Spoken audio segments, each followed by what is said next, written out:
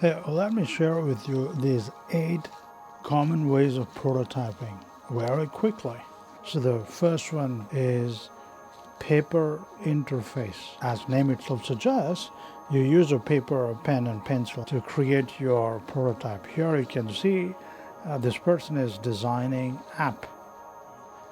Another prototype method is called storyboarding, and most of you guys might have heard the storyboarding, especially if you're making a movie or a documentary, you would be needing boards. But storyboard is an interesting prototype style to explain. The third one is a sketch and diagram. For example, once again, if you're making an app prototype, you can use these wireframes drawings of app is meant for a mobile, you can use that. If it is meant for laptop, you can use that size formation, and within that you can draw how your app behaves, and all those UI UX interaction take place while user is interacting with your app. And fourth one is Lego prototype. See, many a time your product happens to be a physical in certain size.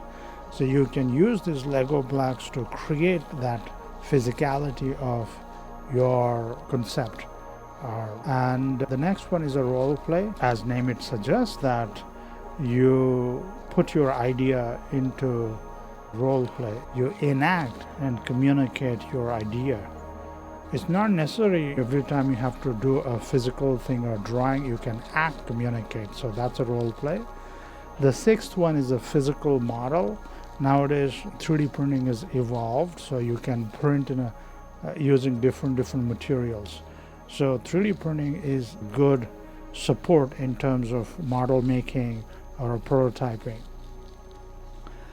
Another Wizard of Oz prototype, person who is part of this prototype testing, he is accessing that testing material. He is playing a part of testing the app. All the activities, what is taking place behind that app, is not fully automated. That is partially controlled by another person who's sitting in another room or behind the curtain. Basically, the person who is behind the curtain is giving that make-believe effect on the screen where the tester is testing the app. And the last one, which I like most, which is user-driven prototype.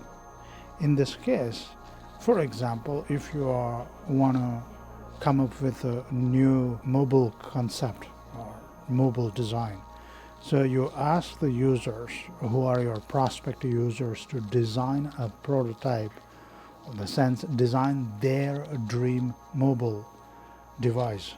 And you see like how they design and observe it, take note. So what you learn from them is something highly valuable, because your customers are giving lots of hints what kind of product, what kind of expectations they have. If you read their expectations, correspond to their expectations, there are high chances of you coming up with a product which is desirable by your end users. Thanks for listening.